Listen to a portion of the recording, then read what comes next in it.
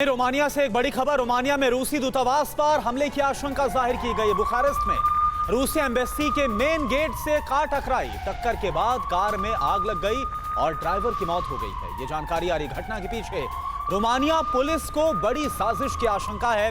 Romania की police तमाम angle से इस पूरे मामले की जांच कर रही है।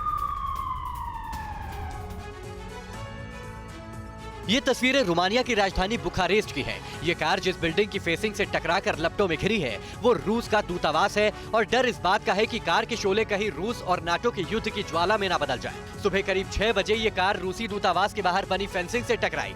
देखते ही देखते इसमें आग लगी और अफरा तफरी मच गई। ये सब कुछ इतनी तेजी से हुआ कि कार सवार को बाहर निकलने का भी मौका नहीं मिला। फायर ब्रिगेड की गाड़ियों ने कार की आग पर तो काबू पा लिया, लेकिन इसके बाद तनाव के जो शोले भड़क रहे हैं वो एक नए युद्ध की शुरुआत कर सकते हैं। रोमानिया इसे हादसे का नाम दे रहा है और रूस रूसोफोबिया का अंजाम बता रहा है, हमले की साजिश करार दे रहा है। दरअसल रोमानिया नाटो का मेंबर है और रूस से जंग में यूक्रेन का समर्थन कर रहा है। रूस और रोमानिया के रिश्तों का अंदाजा आप इसी बात से लगा सकते हैं कि यूक्रेन से जंग के बीच रूस उसके 2 जहाजों को समंदर में डुबो चुका है। मतलब ये कि रूस और रोमानिया के रिश्ते युद्ध के चूल्हे पर चढ़ तो पहले ही चुके हैं, बस इसमें उबाल बाकी है। जिस दिन ये हुआ, रूस और नाटो की सीधी टक्कर कोई नहीं टाल पाएगा।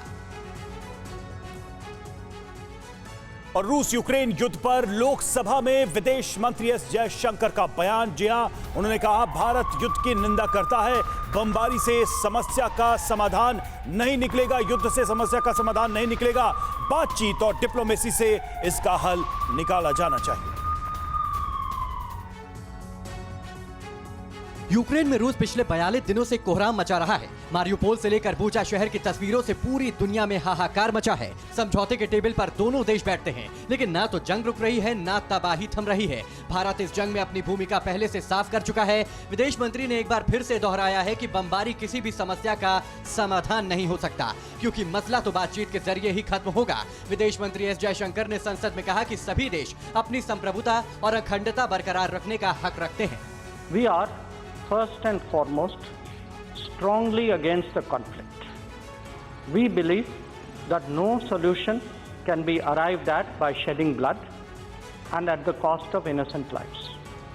In this day and age, dialogue and diplomacy are the right answers to any disputes, and this should bear in mind that the contemporary global order has been built on the UN Charter, on respect for international law and for the sovereignty and territorial integrity of all states. फिक्र आपकी, सोमवार से शुक्रवार रात 9 बजे सिर्फ TV9 Bharatvarsh पर।